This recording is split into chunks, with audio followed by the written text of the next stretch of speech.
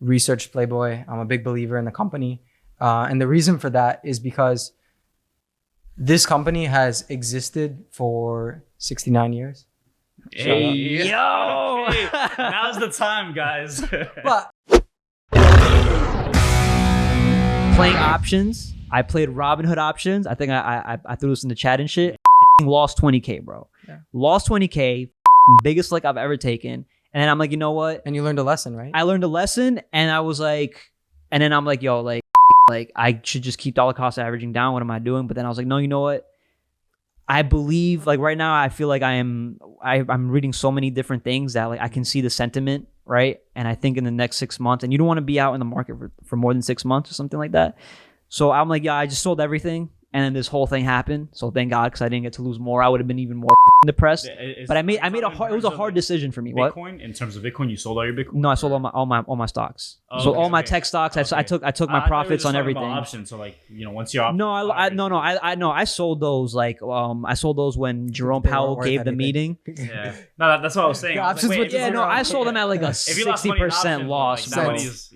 Weeklies. Yeah, you try not to do weekly lottos. I think they were weeklies. They were weeklies. That they fell so hard so fast. It was like between the week. I mean, that's between 2 weeks. It's gambling. But I mean, sometimes you can make money in that. It was gambling, but I had some decent fundamentals. I was like, yo, like the market is moving so shifty or whatever. So like whatever Jerome Powell is gonna say, the market has to fucking go down because usually when he talks, it's gonna go down. And that was my I created a plan, right? I created a plan, and I didn't stick to the plan because had I stuck to my plan.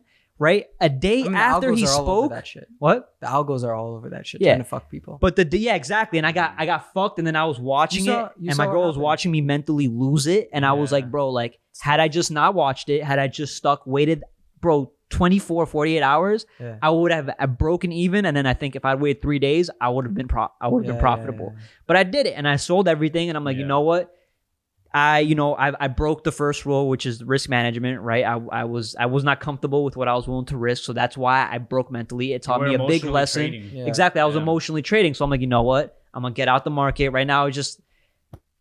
I'm going to find new ways to make money. I'm going to find new opportunities. I'm not against this, and I'm not against the market or anything like that. I just think that in the next 6 months, we're going to see a lot of things aren't being evaluated correctly. I think even people who look at charts and evaluate companies, like they're even like, yo, like it's not working the way it used to work or whatever. Like evaluations aren't making sense anymore, right? So right now the market's very sentiment driven.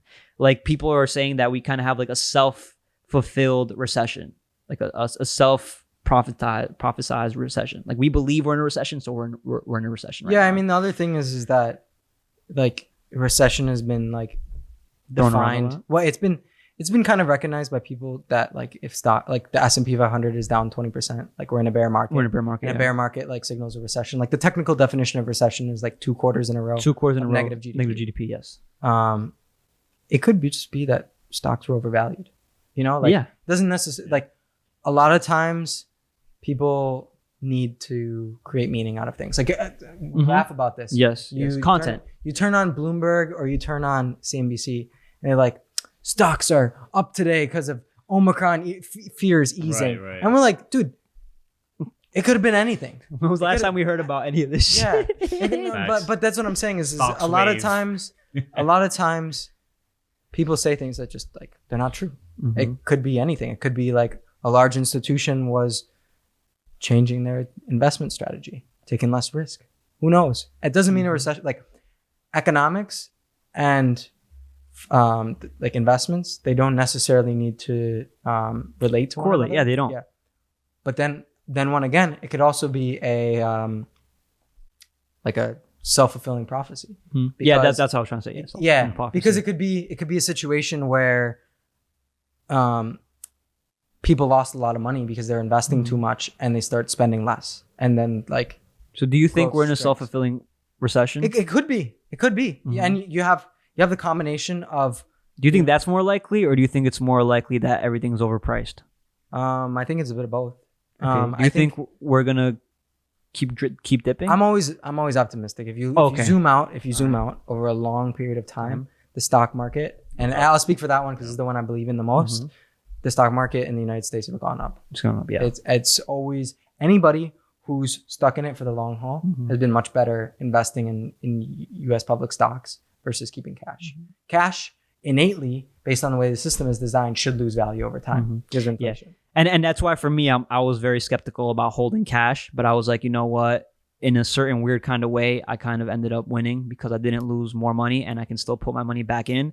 And now I'm kind of like, all right, when do I buy? This is the hardest thing about trading is like, especially when you're a person that trains yourself to dollar cost average down. You don't want to catch a falling knife. Yeah. So now I'm like, yo, like I kind of saved myself a lot of money. Like I guess now it's the opportunity, but I'm like, you know what? I'm going to just slowly dollar cost average down again inside the market, and because I do think it's going to keep slowly trickling down. I think you always have to be humble. For how long.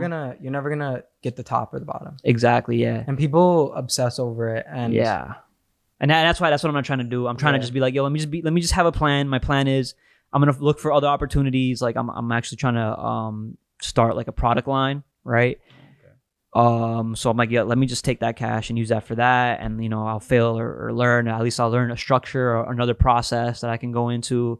And with the market, I think that, like it's just always been proven, like you've said, dollar cost average down. As long as you're in the market for the long haul, you're good. I mean, the best return on investment is investing in yourself. And always have a job and always have a fucking job. Yeah, don't just fucking like trade. Yeah, but like investing in yourself in regards to like marketable or like monetizable skills is always the best way to go. Like the problem is that too many people get instant gratification from trading and they feel like they don't need anything else. Exactly. And those types of people, like, they're probably gonna fail. They get fucked. Most of them are gonna fail. They get fucked. Traders always get washed. They always get washed. But the person that sticks in the market for the long haul always wins, and it's just been proven. Yeah, or even like this is a key thing, like, and not that people don't stay successful at like hedge funds for a long time, but I work at a bank, and it's nice to work for a bank because the bank isn't making money by taking large positions in investments.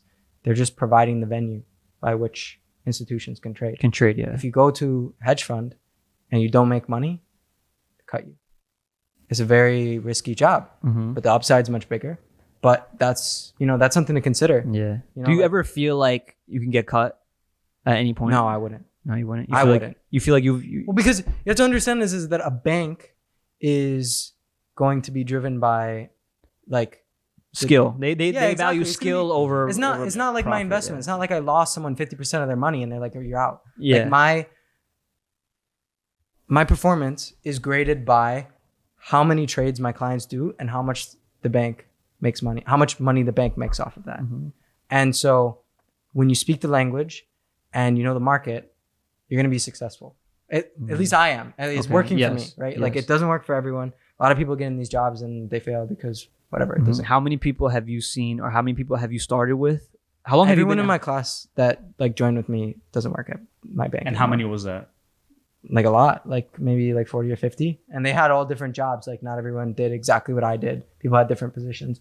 I wouldn't want to say these people are failing. I mean, some of them did fail probably, but some of them just didn't like the job. Well, what about hours, or they were working for the wrong person, like, or the wrong reason, didn't get along with the boss, or they were so successful they found another bank to pay them more money.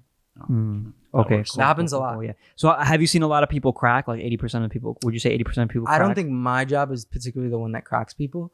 I think that people do investment banking, they crack. Investment banking is like, their job is to manage like the like funding for like public companies. And so like IPOs, for example, is an investment banking job, or like leverage loans, like debt financing, that kind of stuff is like investment banking. And a lot of people are like enamored with the idea of becoming an investment banker. But like in reality, when you become an investment banker, you like sell your youth away. And then you could become like incredibly rich one day. What are the hours like? But like 70, like 9 a.m. and they leave at like 2 a.m. Yeah, it's like every day. And they work the weekends. Yes, bro. Yes, it's fucking insane. Yep. That's fucking insane. So, all right. Do you have any recommendations for a person? Not a recommendation, but any advice for a person trying to pursue the same line of work that you are? I mean, I think the biggest thing is that your pipeline into like Wall Street is through like universities. A business degree, right? Okay. Bachelor's, or you have masters, or what do you have? Just bachelor's. Just Specifically bachelor's? finance Okay. or Yeah, this is the finance one. I mean, like in general, I think that anybody, like no matter what your skill, should be knowledgeable in business because certain professions that don't deal with money, they may not be getting compensated for their skills or for their value. And if you don't understand business, you don't really know how to value what you're worth, right? Like you don't think about income statements and how much revenue you generate and how much you cost and how much that compares to other people. Like you don't really understand those things. How often are you reading those sheets a day? Which Like, how many hours? Like just like income, revenue sheets, like things like that. Like trying to evaluate. Not very often. Not very often? No. like that's more like on the accounting side, like balance sheets. Well, and- no. Okay. So like there are people who are professional investors in stocks and they should be spending all of their time doing that. I mean, there are people that have other, like some people are just traders. Like they don't give a fuck what the company is doing. They're watching like volume increasing and moving averages flipping over and like triangle patterns and shit. But if you're someone who manages a lot of money, like you should really be knowing what your company does and like how their financials look. But I don't work in like equities. I work with foreign exchange. Okay. So it's like my clients care about equity markets, but they think of it more holistically. Like what is the S&P 500 doing? And that's more of like a risk barometer. Like is the economy going to improve or like disimprove? Are stocks expensive or cheap? So right now you said you were optimistic. You deal with foreign markets. What do you think of Forex, the foreign exchange market? What do you think of that community or people? Forex traders? Like Yeah. the All guys? right, there's two things though, from my understanding. There's like the whole little forex, and I don't want to call it a scam or like a Ponzi scheme, but there's that community, and then there's like actual foreign exchange. Yeah, I mean, you need to understand that the foreign exchange market is probably one of the most complex and faceted market. And the reason I say that is not everybody is accessing foreign exchange markets for investment purposes. And the reason for that is because foreign exchange markets encompass like a global means of exchange. And so the best example I'll give you is a company that's domiciled in the United States or like based here and they do business globally. That company is still going to report their value in one currency. And so they're going to make transactions that have nothing to do with the exchange rate. They merely have to do with the fact of they have a risk from these exchange rates fluctuating, and they want to remove that. And so they do so with like options and forwards and a bunch of complicated shit that's really not worth going into. But they're not doing this because they think that the currency is going to go up or down. They just want to remove risk. And so, I mean, a lot of this shit exists. Like when you go to Europe, like you're not like, I mean, maybe you're thinking a little bit about the price. Like it's cheap to go to Europe right now. But at the end of the day, if you go to Europe, you're going to sell dollars and buy euros. And it's one of those interesting markets where there's flows that are coming from like weirdly motivated like decisions. Not all of it's investment related. And so that's why I think it's an interesting market for people to gravitate towards for like technical trading. I mean, this shit exists. Like Japan's famous for having like a bunch of retail like Forex traders. It's kind of weird. There's like, if you look it up, it's like Mr. Wanatabi. They're like Mr. and Mrs. Like they have this whole mantra of like trading their currency. What's your general opinion on like the whole community itself? I don't get it because honestly, how do you value a currency? Do you think it's like more traders, just like so many people trying to trade in and make money? Yeah, but I think it's something that's easy to. I think it's an easy narrative to give. The same way that cryptocurrency is an easy narrative to provide. Everyone understands what like currencies are, and everyone can look at a chart and be enticed by the potential for it to go up when you've bought or to go down when you've sold. And or enticed into believing that it's like a skill that you can learn and then you can get really good at. Yeah. Okay. Yeah, and it's also something that like, for example, all the things that I've talked about, most people probably don't think about that, right? Like, and so it's something that when you teach someone, so if you teach someone about it and you offer them like the ability to make, or you give them potential to make money on it, like it's going to seem like you're being included in a club or you're being given some like information or skill that's valuable. And so that's why it sells.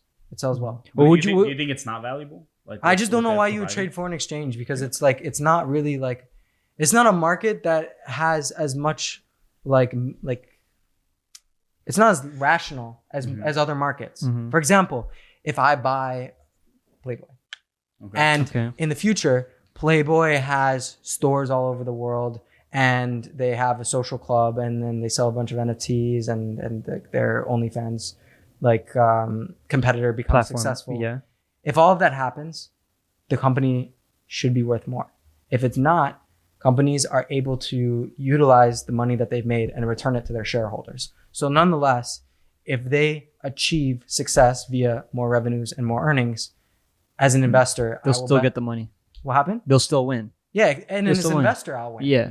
But if the investment or the stock price doesn't go up, but the revenue does go up, they still win essentially. Well, I would win because they can just give me dividends, or they can buy back their own shares to make the price go up. Okay, so that's what makes it valuable to go to you instead of going to like a foreign exchange market, right? Well, I just think that foreign exchange is a bit it's a bit opaque. Like who knows? It's so many things that are just extremely unpredictable. Okay. Right? And you feel like Playboy is more predictable because of the actual physical assets that it's building. I feel like you can have a better edge in identifying companies that are going to be bigger tomorrow than they are today than you can in which currency is going to strengthen. Are you saying it's because of the fact that there's too many factors that contribute to currencies fluctuating? Yeah, and dude, tell me the fair value for a currency. How the fuck do you value a currency? By comparing it to exactly. currencies. There's no true value, and that value changes over time. It's all perspective, yeah. And that's what I'm saying. I think the narrative, the why. I think just as you were going back to psychology, right? The biggest thing about money, I think, is understanding the psychology and why people buy things. And the biggest reason is why, right? You wake up in the morning and you want to find this opportunity. You're looking through, you're using whatever you have at your disposable. Right. And it's almost like creating fire, right? You wake up in the morning and you're like, yo, I have a rock, I have this thing, I'm going to put it together, and this people are going to fucking come here and they're going to like it. And this is a new idea I'm selling them. Yeah. And now today it's just, yo, I wake up, I have a computer, I have an automated system that helps me think faster. I have a group of people. I'm analyzing sentiment. Yeah, and I'm running it the same way. So it's I think that's how you really determine an evaluation perspective. It's so volatile and it's always changing. But the one thing, and to break it down very simply, it's very much are we FOMOing or are we fudding? That's just the way I can grasp my brain around it. And then who has the better narrative? The why, right? Are you trying to end world hunger? You know what I'm saying? What are you trying to do behind your cause? What's your real reason? Why should I buy it? How good are you at selling it to me? Right? Because that's at the end of the day, that's really what you wake up and you do every day. You want to be early. You want to be early. I think yes. the key thing is yes. That whole sentiment following strategy. Mm-hmm. It's a very good investment strategy. Yes. But it's good to the sense that you're ahead of the curve. Right? Because those strategies that they're not a sentiment strategy is not fundamental based. It's a greater fool's theory, right? Mm-hmm. And there may be a nice story behind it or whatever, but at the end of the day, you're doing this trade so that you can sell it to someone at a higher price. And so that you need more than just I found I found the best thing. It's also what stage are you at of that trend emerging? If you're late, if you're at the end, you're gonna lose money. You're gonna get screwed. I mean, I personally just try to avoid anything I see on Instagram. If I see some dude who's well, I don't know how people live, but it's usually too late. If it's usually a guy that's living in his mom's basement and hasn't been able to get a job or doesn't have his life together, and then he's pitching me for example, Forex. I'm dude, you're not that credible. And I constantly see people pitching this stuff. I'm like. Where do you get your information from? And did you get it from somebody else that was pitching it to you? And now you're trying to pitch it to other people. It seems to me like a pyramid. It's a much I feel like that's what it's come down to. And I'm going to be the one. I'll say it. I feel like it's a pyramid scheme. You see people pitching stuff, and then you see their posts slow down in the long run. What happened? Did you become a millionaire? You were promising Lambos. What happened to them? But the truth is that same mentality applies to every single market, right? It applies to the Forex market. It applies to the stock market. There's just different facets at which you go about it, which is you guys are really more or whatever from someone else. I really don't understand how that community really works. So I might be talking out my ass, but who's to say Nick actually went to college? Who's to say Nick actually has a job? Who's to say he's not just a really great bullshitter? You know what I'm saying? No, show me the corporate ID. Okay, I think here's the key thing. Okay. There's people who invest and they know what they're doing, so they don't. If they're giving advice, it's out of the bottom of their heart, right? Yeah. They're just doing it to like because they enjoy talking But about if they're it. trying to recruit, Yeah, that's yeah, a yeah. different. But that's it's a smart. different thing. It's a smart business model, right? Yes. Why would I take a works. risk of being right in the When you market can just make when I money can off just of like members, like membership. The- when I can market, the when I best- can market, when I can sell the best them. skill the narrative is yes. always removing the risk from how you're getting paid. You know, like that, like people that create business, like these like subscription based business models, like Netflix, and they have their own problems because they actually don't make money. But at the core of Netflix's business is reoccurring revenue, and that's something that's a better business model than having to hustle every single month to bring in that revenue, bring in that earnings. Right. And that's something that you could apply to the Forex community, or you could apply to any community that pitches their investment skills. Like That's the difference. financial, the fin gurus on Twitter, and then the Andrew Pempier. Well, It's the advice versus like the I'm trying to pitch this to you so you could join so I can make money off of it. Yeah. Well, it's like between like copywriting and content writing, right? It's like content writing is like me trying to do something to be creative. Copywriting is me trying to persuade you into the idea that I'm trying to sell you, right? Well, because if you get enough credibility doing that with people, especially online, where like they want a source of like information, they want someone that they believe is credible. Yes, those people get monetized. Like, dude, they have like super follows on Twitter now. They got fucking crazy money and shit like that. The Substack. And my thing is that there's nothing wrong with that, because there are people that do have that credibility and do gain that credibility, and they're just, all they're doing is they're just reading the market, not even reading the market. They're making their own predictions, they're making their own strategies, right. and they're like, yo, like if you want to follow it, you could sign up for my membership. The way they sell it, yeah. Like, when they guarantee, like you're gonna be this, you're gonna, dude, look at the parties we're like, no, like that I'm not okay with. Like they're promising like a potentially false reality. What do you think? But I think like the key thing is that like it's smart on people who are charismatic enough to get people to pay them, but is it ethical? Yeah, it might not be ethical, right? Like that's where it comes down. I mean, at the end of the day, it's a human, dude. People have been scammed for forever. Like fuck, snake oil. It's human nature. It's human nature to like survival of the fittest, right? It's survival of the fittest in the new age.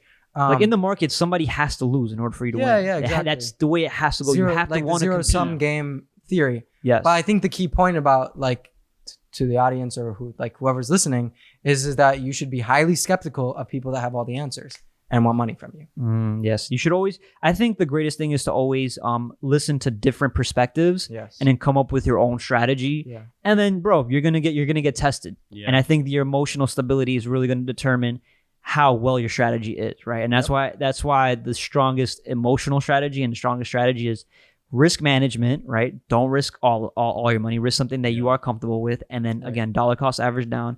I think we can all agree that is honestly the best play. And then what stock you decide to pick, or what cryptocurrency you decide to pick. If I'm dollar cost averaging down on like a really shit company, then that might not be the best. Yes. And that's the debate that can go on forever. Right, you know what I'm saying? Right. But there are companies that we can all agree and be like, yo, this one fucking sucks. Nikola, they're scamming, right? Yeah. You can see that from a mile away. Stay scheming. Stay scheming, you know what I'm saying? So you're like, Luna, you know what I'm saying? 20%. Like, nah, I'm not doing that. Red flags, You know what I'm saying? But when you've done your own research and you feel like you're convicted in it, you know what I'm saying? You feel like you've got a plan. It's important for people to make those decisions, because that kind of stuff can put you ahead in life. Yes. But it's important to also accept risk and accept the ability that you could be wrong. Yes. Because at the end of the day, finance is a profession about making a guess or making a prediction about what the future is going to look like. And no one fucking knows what's going to happen in the future. And so people who are quick to pat themselves in the back and aren't humble, like it's a red flag, right? Like I don't think those people are very, like, it always bites them in the ass, no matter how long they look like they're on top and how good they're doing. Like that will eventually catch up to that person. Yeah. I feel like you've said this before to me, like the market evenally humbles you. Yeah. And everybody. We've all been humbled. I've been in that position too. And everybody's been humbled. Yeah. So, I don't want to change topics, but like you have a Playboy sweater on. Absolutely. What I was going to get to. Yeah, maybe we could get into that for a little bit, right? Yeah. I mean, let's talk about Playboy. This is great. This is exciting. So I've kind of like researched Playboy. I'm a big believer in the company. And the reason for that is because this company has existed for 69 years. Hey, yo! Hey, now's the time, guys. But what's happened is that they've remained culturally relevant for a long time, but they've never been run like a proper business. And the reason for that is because Hugh Hefner was the founder, and this dude was the original Playboy. And we can talk about his ethics. It was probably pretty shitty ethics, but back in the day also, there weren't really the same amount of like outrage culture, so people could kind of do whatever the fuck they wanted. But what's important about the company is that its brand has lasted like the test of time. Right. And what I think is really interesting about what the company's doing is they're turning from a business that wasn't really a business. It was more of like a philanthropist's like play project to running it as an actual business. And so the way that they're doing that is they're expanding the amount of products that they're offering. They're buying other companies that have ancillary brands within this pleasure and lifestyle kind of product group. And it's a small company. For how much potential it has, the actual comparable size of this company is like local grocery chain style. Like they don't actually make much money now relative to what I think that they could definitely do if they were able to, fully invest in the products that they kind of want to sell and creating kind of the social and the digital venues for those kind of transactions to occur. So, all right, we talked a little bit about Bitcoin, right? And it seems like Playboy is pretty speculative as well, right? So how do we 100%. All right, so why would I think the key thing which like makes me more comfortable as being a Playboy investor is that I have a strong opinion on what the underlying business should do in revenues and earnings. And I can like extrapolate from those earnings relative like how much I should like return as an owner relative to like what that investment like is valued at. And so like you can find like the value of each company quite easily by taking like the share price times the normal total amount of shares outstanding. The market cap. Yeah, exactly. And the market cap will tell you normally should consider how much debt that they have as well, because a company with a lot of debt should be like viewed like it should be considered as well. So there's something called enterprise value. Do they have a lot of debt? They have a decent amount of debt, but like it's not like typically a company should be about like 60 30 because 60 40. Am I wrong in saying that they make a lot of their money through importing licenses or licenses? Yeah. Okay, yeah. 70%. The business and licensing is actually an insane business, because in licensing you basically take all of that to earnings, because it's someone else selling you using your likeness and just giving you like a cut of it. And so like technically a licensing, it's like royalties, right? Yeah. Royalties. Exactly. A licensing business should be the most risk-free business to run. But the problem with that is it's a stagnant business, and it would justify kind of where the price is today. Like if they just ran a licensing business, maybe it could have like, maybe it could go up like 50%, but like. Right. But in the future, do you see them actually trying to sell more stuff out of their website? Opening up a store, maybe eliminating some of these licensing so they could make but they've already full. And that's what I'm saying. I think I've heard them do that. So the thing is that they've taken back all of their licenses in the US, and they only like, they have a big licensing business out of China. In China, yes. And I mean, honestly, like it's hard to do business in China. So because of like the economy? The economy, because the politics, complexities of politics and regulation. Okay. And so like, it's probably not the best place to start. Like you could view this company as a startup, but they don't really have to tell people their story, because 97%, like, I mean, the CEO says this, but like, fuck, I think it's kind of true. Like 70% of the world knows the Playboy brand. The bunny. You see the bunny, and they don't really have have to tell the story that much. They just have to find out what you want, right? What to sell you. And like, there's many things that could fall under that category. Like people like fucking apparel. People like lingerie. People like sex toys. They like fucking like all these different things. A social membership. They like clubs, casinos, cosmetics. Like there's so many different things that I can give you that they can stand out in a crowded, like retail is a crowded field, right? Like you go to the store. Okay. I know what you're talking about. They're kind of basically taking on digital services where they're trying to do their own NFTs, right? Yep. They're jumping on the OnlyFans, another digital service, right? Centerfold, right? Yeah. And then basically they're trying to change their narrative from more misogynistic to like a kind of like they're trying to rebrand empowerment. Like I mean, the key thing is that feminine empowerment. Their customer base is not what people think it is. Mm-hmm. People are used to the Playboy that is like the Boomers company, right? Like you think of Hugh Half, an old white dude. You think of magazines. You think of magazines and dudes. And you think magazines. I think magazines. Old white dudes like that, like have ugly wives. Yes. Well, and then blondes, and then like parties. Yeah. But like ignore like the Playboy lifestyle. Okay, those are celebrities. Okay. Right. But like you don't make mass amounts of money like monetizing celebrities. You make it by finding a consumer segment, right? And so the old consumer segment was like old white dudes. Now the consumer segment is like young people, and it's not like it's not majority men anymore. It's both. Right. Well, because they have a lot of female, from what I've read, they have a lot of female employers. That's right. They've like targeted even like the LGBT community, having like a male. Yeah. So like, right? So they're all inclusive basically. They're very they got a wide target market. I mean, this company market. They know that young people have much different social views than older people, and so their strategy is guided by that understanding. Mm-hmm. And so they're going heavy into influencer marketing.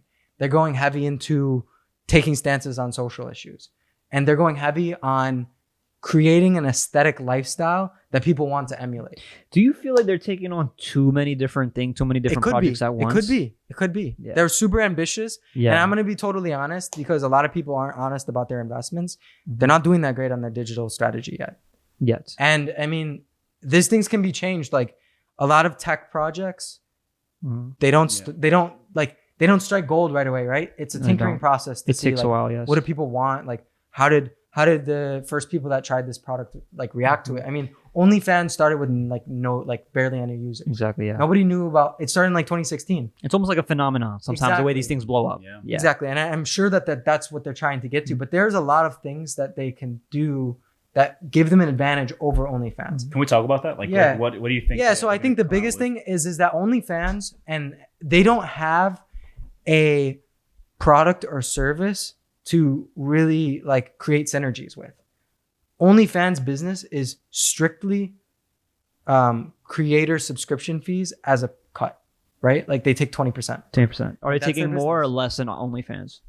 I think it's the same. It's the same. I think it's the same. So that doesn't make it competitive. This business is like nothing right now. It shouldn't even be mentioned with OnlyFans because that's not where it is yet. Okay. But it's like a tail project, right? Yeah, like, it's starting. It's an option, right? Like if this is super successful, the company could be like worth a lot of money. Like OnlyFans, I think does like 500 million in like revenues, like in 2020, and in 2021 or 20, like one of their projections is like 1.2 billion in revenue. Like just a massive company. And like for comparison, like Playboy is expected to do 350 million in revenue this year. So that just on taking on Centerfold or no, they're all of their business. Centerfold's like nothing. Sorry. Yeah, it's like less than 1%. Should be viewed as basically something that if it succeeds could be material, but right now it's just like a project. Yeah. Like a company, like a drug company developing a new drug. Yeah. It could be successful, it could be a bust. That's how it should be viewed. Mm-hmm. But what I think that they have that is so valuable is that if the platform is successful, they don't need to just make money from that subscription. They can make money from their creators selling their like different lines of lingerie, cosmetics, apparel, sex toys. Can you give an example? Like, let's just say a celebrity. Dude, Cardi B was wearing the fucking Playboy bra the other day. Like that kind of stuff. Yeah. Like, dude, you saw like Lana Rhoades. I saw Lana Rhoades. Yeah, I mean, Lana Rhoades is all over it because she does like shoots with Playboy Plus. Like, I mean, there's a very strong relationship with Playboy and the adult the adult entertainment industry. There's a very strong relationship there. Those types of assets will always be there. Assets. Those like that. But that will always be something that they can leverage, right? Because they have other ways to get those people paid: modeling gigs, shoots, Playboy Plus. Like, there's different things that they can do. They can give them like freaking discount codes. They can send them free shit. Mm-hmm. They have affiliate. They haven't. Yeah. Affiliate marketing. Affiliate. Exactly. That was what they said in their last conference call is that these creators, we're signing them as affiliates. And so think about it as like a free Salesforce. It's basically like getting a Salesforce for free. And marketing costs are not cheap. You know, you want to hear something crazy about affiliate marketing that I learned this week? That's actually one of the greatest fucking marketing ploys of all. I don't know if it's of all time, but this is actually pretty cool. So basically on TikTok, right, you kind of create a community, you say something controversial, say for example, and then you have a message that you're preaching and you're like, yo, come buy my course or whatever, right? Like let's call it hustler some shit, right? Forex game. Right. Not even it could be Forex and it could be whatever. It could be whatever whatever idea. It may be the red pill guys, you know what I'm saying? I don't know if you heard Andrew Tate or whatever. No.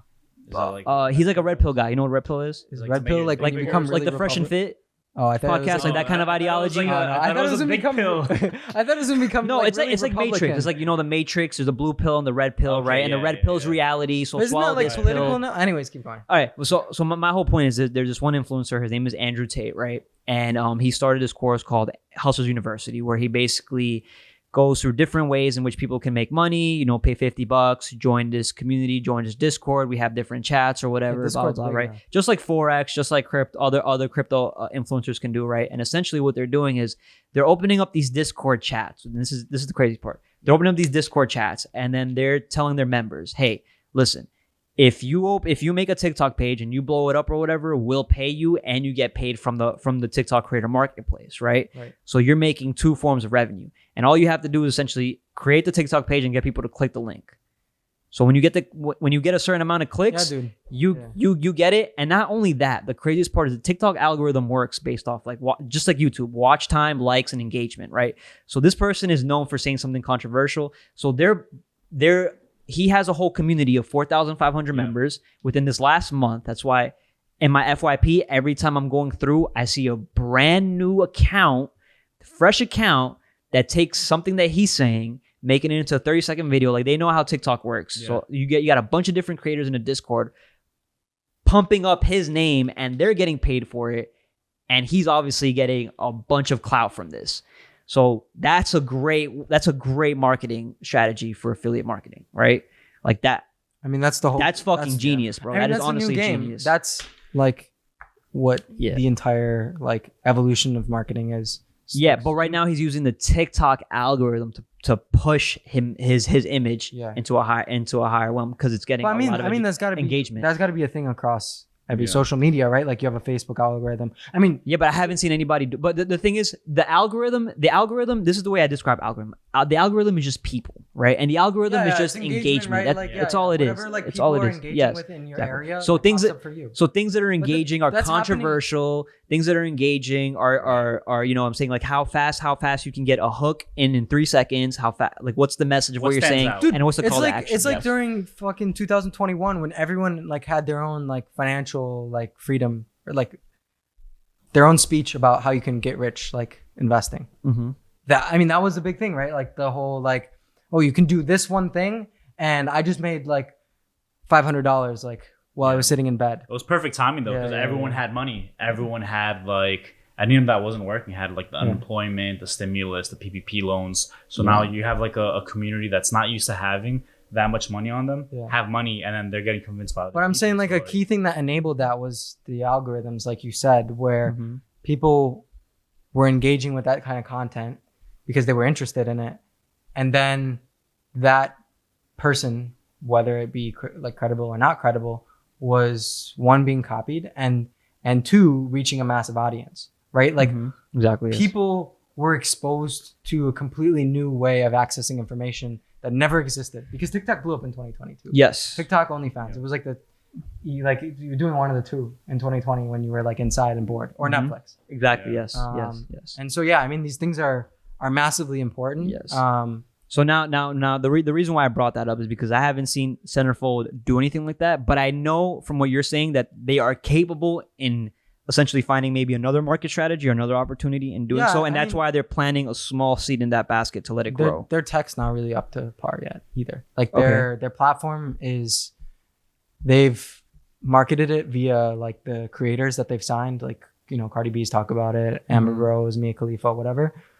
But in regards to a like full blown marketing strategy, in my opinion, the way that I understand it is it hasn't gotten to that point yet because they're still developing the platform. And you don't really want to rush it. Yeah, exactly. Because mass adoption like only happens if people like the product is good. Exactly. The product is good. And dude, like tech is extremely competitive. Yes. Right? Like the NFT space is so fast paced. If you're not releasing like the hottest types of utilities or artwork or collaborations, like you fall by the wayside. And those people like they're used to like get rich, like pump and dumps. Yes. It's like all over pump and dumps. And so like you can definitely make bad impressions on people in the digital space by not being like competitively adequate, not being up to part with what other like similar projects are doing. Yeah. I mean, that's obviously more of a thing to say about NFTs, but it works in any tech project. Like, we're basically being consistent. Why did people go from MySpace to Facebook to Instagram to TikTok?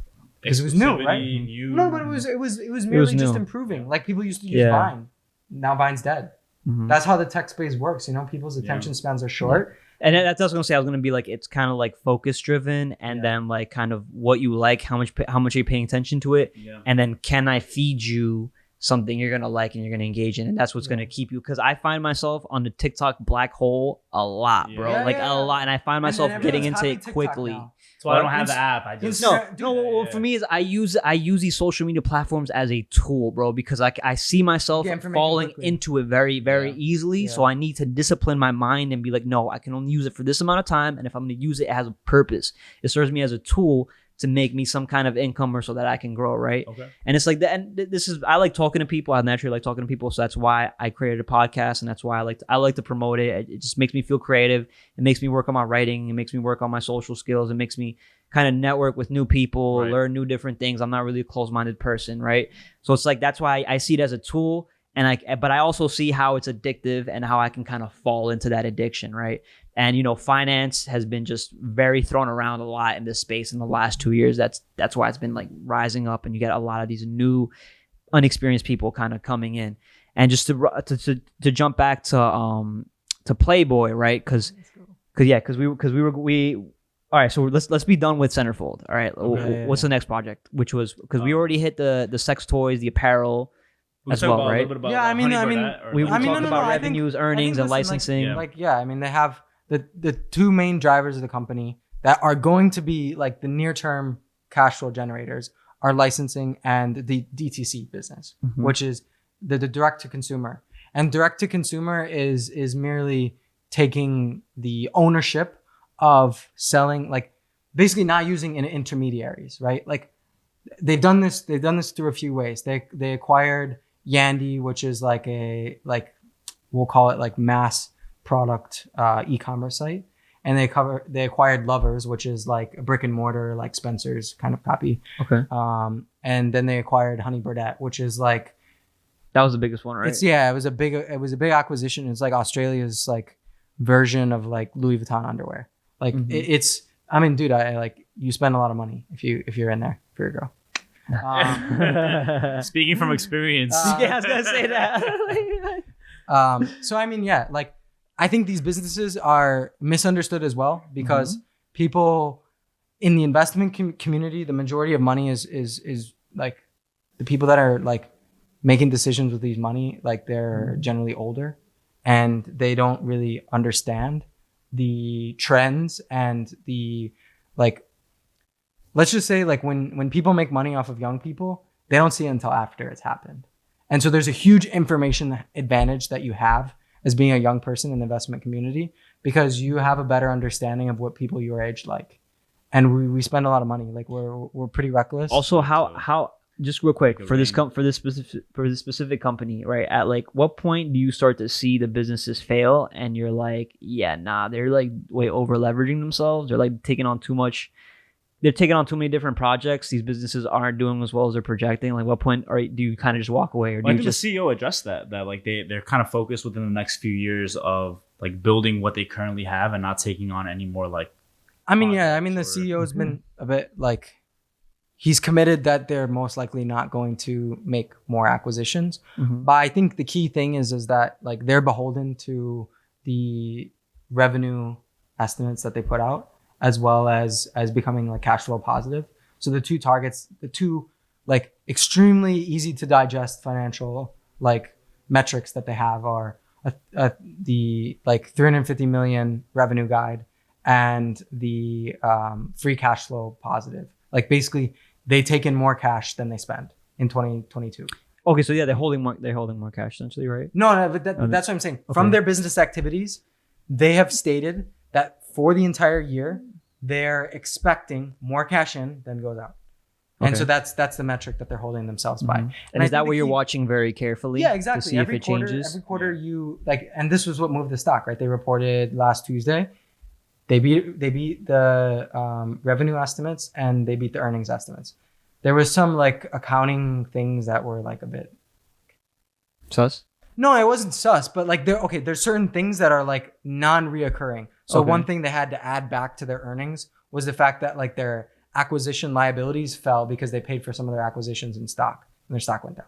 So like that boosted their earnings. Okay. So naturally, as a financial analyst, you should like admit that that's like one thing that you need to understand won't be repeatable. Like that, like you can't expect them every year to make money because like their acquisition liability goes down. Yeah. But nonetheless, like they showed progress by beating the estimate, especially the revenue. It's kind of more important at this point. And second, they're doing it in an environment in which many of their retail peers are underperforming estimates. And so like you could view their results as a top quartile performance. And I think they're in a really great position because businesses which are already operating at full potential are always at like they're threatened. And what I mean, they're threatened by either a competitor taking away their market share or their consumers like having some financial shock where they're not able to buy as much of their product. Playboy is nowhere near achieving their potential. Like in New York, besides for like Playboy.com, like there's not really many like avenues for you, like New York City. Yeah. There's not many avenues for you to like touch their products right now. Like there's no Honey Birdette store here. Right. There's no Playboy pop-up store or Playboy flagship store. Are they jumping into the metaverse? Are they fucking around with that? They're not going to fuck around with that anymore? No. So like, okay. Honestly, their NFT. I think that's an emerging market. I think that's an emerging market. So this is something that I think like it was a bit of a, I'll call it, this is my perspective. It's good that they're talking about these things because you don't want companies that are viewed like they only stay stagnant, antiquated. Right? Do exactly what the other companies did in the past. Okay. But in 2021, a lot of companies were selling people dreams, right? Yes. They were telling people they're going to do all of this stuff that they may not have necessarily had the full ability to execute on. Overzealous. Exactly. And anytime that you undertake like a Playboy metaverse mansion, one would be really cool, but two, it has to be done right? Like you need to make sure that you're in the right metaverse in order to have traffic. You need to make sure that it makes the company money. And lastly, you need to just make sure that the programming is there. Like it can't be something. It can't be something that you just do and then like no one internally takes ownership of it.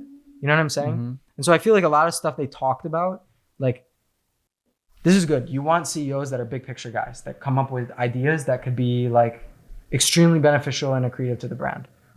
But you need people that are doers as well. Yeah. And I think being a small company, just going public, like there's a lot that there's a lot of stuff that they need to manage that's operational as well. And so this stuff needs to be managed with like, it needs to be managed in terms of focusing on what's making money now and focusing on what is realistic in their digital strategy and what realistic timeframes that can be achieved in. And right now you would believe the management is strong, very strong. I think the management is extremely strong. Okay. I think that they're currently they're extremely good at the like e-commerce business. Yeah. The e-commerce business has been extremely good. My bad. It's been 2 hours 30 minutes. All right. So all right, let's take the time. I was like, damn. I'll give my wrap up comment is that I think management has been extremely proficient on building out their D2C business, which didn't exist. Like it was like if you were on Playboy.com last year, this They didn't have time, anything. they didn't have shit. Yeah. It wasn't real business. And they've done an extremely good job at all of the things that you need for a successful business, e-commerce business, like fulfillment and customer service and all that shit. I don't think the current management team has much expertise on the technology and digital side.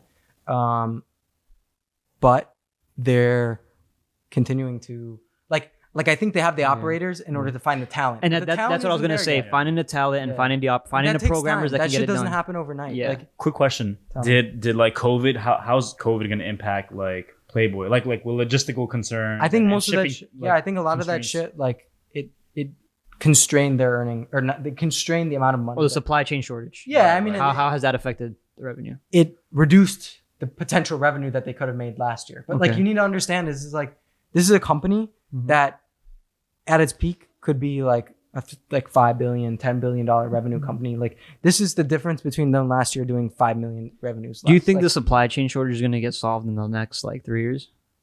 is a great question. I think that supply chains generally do fix themselves. But you need to understand is like a huge deglobalization trend is occurring. You have basically the Russia war with Ukraine. A lot of Western countries did business in Russia before that. You have China being less friendly and less like compatible with Western practice and Western business. And that's also, and especially they're dealing with COVID, that's creating another amount of friction where businesses are tentative to do business there. A lot of supply chains relied on China, relied on Russia to a lesser extent, but a lot of supply chains are affected by these relationships fraying and becoming less strong. And so these supply chains will need to obviously reset. They'll need to find new partners that are more stable, that are more compatible to doing business with the West. I think the bigger problem at the moment is that the shortages that have been created in the underlying commodities, like cotton, different food ones, metals, palladium, there's weird shortages. Lumber, there was a crazy one last year with lumber shortage. Yeah. And so there also might be a wheat shortage or exactly. food supply shortage. Wheat, because a ton of it comes out of Ukraine. Yeah, and then also India is experiencing a lot of forest fires, right? And they've decided to stop exporting. So I mean, listen, the shit it creates problems. Yeah. But at the end of the day, I don't think Playboy is that. They're not that big. It's not like Nike dealing with this problem. They're not gonna get hit hard with. When you become a massive company, you have different those investments that people think are safe. Sometimes they are safe because people know them and they have a very stable business. But you take I'll give a dumb example, but Blockbuster did everything right. They got expanded, right? They were everywhere, all over the United States. Yeah. And then Netflix came along and nobody needed to go to Blockbuster anymore. Fully developed companies are sometimes very risky because they've kind of reached their potential. And there's a possibility that someone could come along and do it better than them. And they have a lot to fall if customers no longer want what they're selling. Yeah, like Amazon. Could Amazon is a crazy story because they started their cloud doing books. Their store. No, I know. What they started with was a retail business, and that business scaled and never really made money. But then they had their cloud computing AWS business, and that shit makes a lot of money. Yeah. And basically they were able to Amazon is one of those companies that scaled a business that barely makes a little bit of barely makes money, but it's massive. And they were able to do that because they had this behemoth high margin business of cloud computing on the side. So they didn't really have to worry about scraping by, because those companies that just scrape by, every recession they get they disappear. Okay. Like airlines. All right. But anyways, that's great, brother. Yo, thank you so much. I'm sorry, bro. I wish we could talk about this forever. This is the longest podcast that I've ever had. 2 hour clocking at 2 hours 30 minutes. All right, and don't forget, do not buy Playboy. Whatever you do not fucking. This is not financial advice. I don't want it to short squeeze. That shit fucks with the price.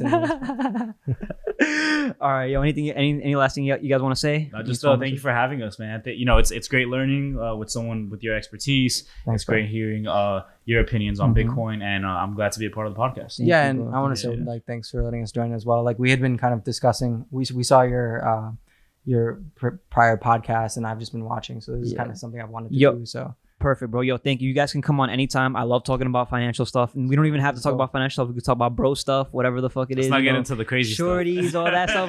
Right, this shit's right gonna be out there on the internet.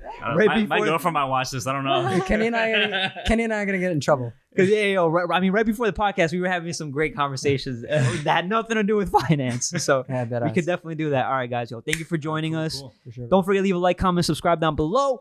Peace.